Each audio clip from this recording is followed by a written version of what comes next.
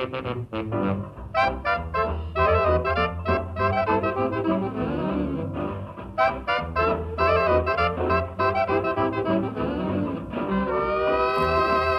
right, classes. Good to see you guys. Hope you're doing all right. We're going to go ahead and get started with today's sketchbook practice. As always, the first thing we want to do is put today's date right at the top. Today's date should be October 14th, 2014. And if you are watching this video at some other time, go ahead and put today's date, whatever it happens to be. All right, so here is last week's sketchbook practice, which was the candle and the wobbly table. Whoa! Last week's big word of the day was shading, and you can see that our little candle and wobbly table have some pretty nice shading. Shading makes everything better. It's kind of like ketchup. Typically ketchup makes most things better. So think of shading kind of like art ketchup. You want to put it on lots of stuff, you want to put on a lot of it, and it typically makes everything better. Alrighty, so for today, we're going to be making two different objects. Once again, I'd recommend putting your first object up here and your second object down here. Try to stay within this section, but of course, if you ever need to kind of bump over here, down here, that's fine as well. What we're going to do today, we're going to do a little warm-up and a little practice by jumping back to a familiar object, but this time adding shading and some cool extras. Our first object, what we're going to do, is basically the stacked birthday cake. Once again, you simply start with a cylinder. Start by making two dots, just like that, and then connect those dots with a curved line and another curved line down here. All right? Remember, class, vertical lines go straight up and down, and then just make a curved line down there like that. Now, to make this cake stacked with another stack of cake underneath or a cylinder, basically all you need to do is basically from this corner, simply jump out here and make a little dot, and from this corner, jump out here and make a little dot. Try to make them about the same width. Then all you simply do is you make another curved line down here, and another curved line across the top. Right now it sort of looks like a hat. Pretty cool looking hat. I think I'd wear that. But we aren't making hats today. We are making stacked birthday cakes. Simply make your vertical lines which go up and down, up and down. All right? I should not see any diagonal lines or curvy lines. Simple vertical lines up and down. Okay. There is a pretty sweet looking birthday cake.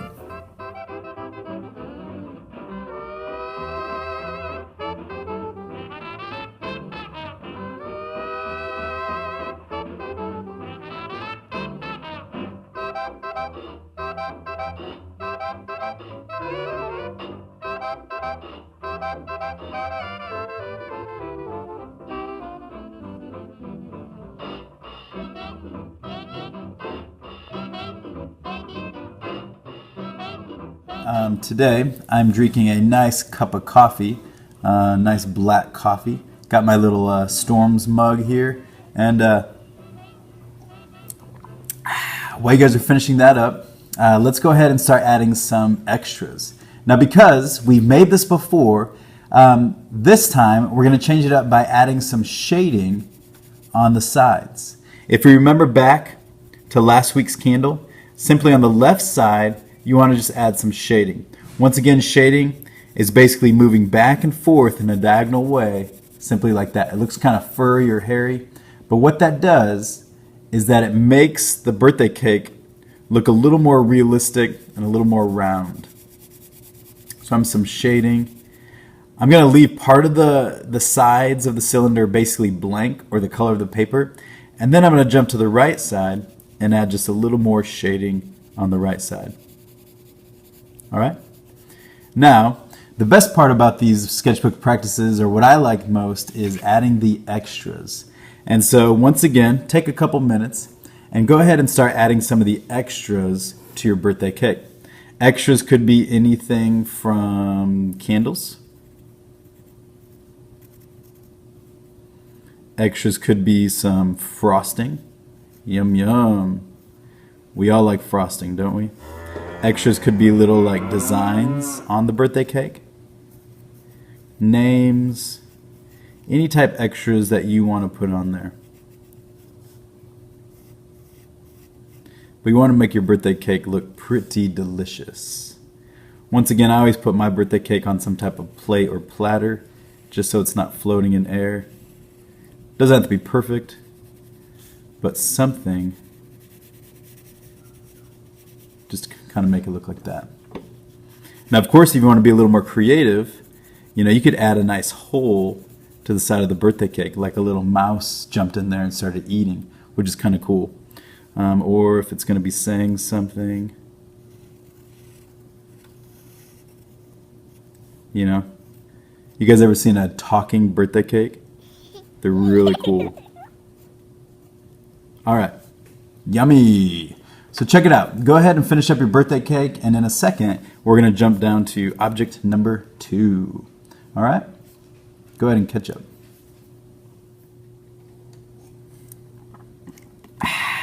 Alrighty, class. You guys ready for object number 2? Okay, so for object number 2, what we're going to do is we're going to be making a pretty simple looking house. Birthday cake with shading. Next, house with some shading. All right? Now, the body of the house is going to be basically a cube, but this time we're going to make our cubes a little bit differently. Once again, I want you to start with 2 dots. 1 dot. And then I'm going to place my second dot about 2 fingers away, sort of like that. All right? And then I'm going to place another dot a little bit lower right in the middle. This time, what I want you guys to do is go ahead and draw 3 vertical lines. 1, 2, 3. You want those vertical lines to all be about the same length, because if one is shorter or longer, it might cause you some trouble. Now what you're going to do, class, is you're basically going to connect those vertical lines with diagonals, and then another diagonal and another diagonal. And that's basically like the 2 sides of our house.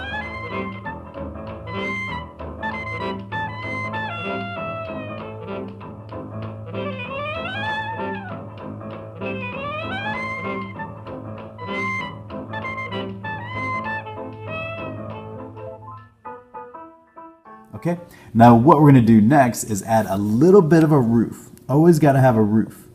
And so basically what you're going to do is you're going to make 2 diagonal lines that create kind of like a triangle. One way to think of it is that if you could imagine basically a vertical line going up from the middle here, that this roof and this roof would basically meet right there. Now you don't necessarily need to draw that, but if it helps you, go for it. All right, and then basically over here, guess what? You're gonna have a diagonal line that is parallel to this one. Basically close it off with another diagonal line just like that, and you have a pretty sweet looking house. I'm gonna give you guys a minute to go ahead and catch up, and I'm gonna take a quick Pez candy break. All right, got my lemon candy Pez. So as you guys are finishing up your house, I'm getting kind of hungry. Oh yeah. So here we go.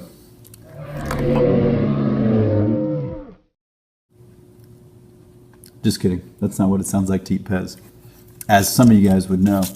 By the way, great job, students, doing the Pez challenge. And we'll be getting a new Pez challenge pretty soon. Wow, these are pretty good. Yummy. All right, now what I want us to do is start adding some of the extras. Basically, some of the extras for our little house, of course, most houses typically have a door. You got to get inside the house, all right? So what I'd like you guys to do is basically on the left side of the house, make a little door. Vertical line, and a nice diagonal line. You can get real fancy with a doorknob. If you want, you can make like a little window, and you can kind of do whatever you'd really like to do on your door there. Over on the right side of your house, I'd like you guys to make a nice little window. Sides of the windows are verticals, and tops and bottom of the windows are diagonals, which are parallel to the top and the bottom of the house. All right. If you want to make some nice window panes or window frames, you could do something like that. All right.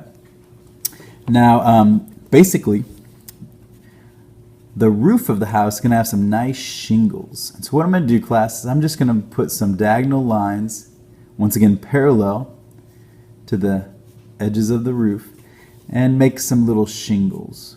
Quick little lines. And once again, you can almost make your house any way you really want to, but these are just some extras that really add to the picture. Little houses like this are kind of fun. You could extend the roof a little bit if you want to. I've always liked houses that have like a round window. Someday, I hope to have a round window in my house. I hope. Okay? What are some extras that you guys can think of? Of course, talking about shading, one of the sides of the house would be a little bit darker than the other side of the house. So what I'm going to do is I'm just going to take my pencil and I'm just going to add a little bit of shading to this side of the house. Of course, if you're really fancy, you might have a cool sidewalk. And so you could draw like two curved lines to make a little bit of a sidewalk and get kind of creative. You can make like a little mailbox or, you know, little maybe shrubs or bushes in front of the house.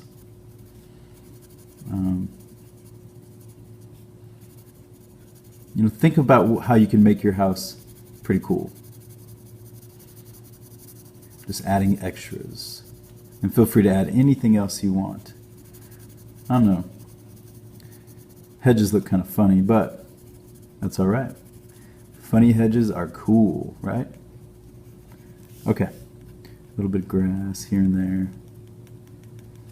You know, if you want somebody inside the house, make a little person. I'm not sure.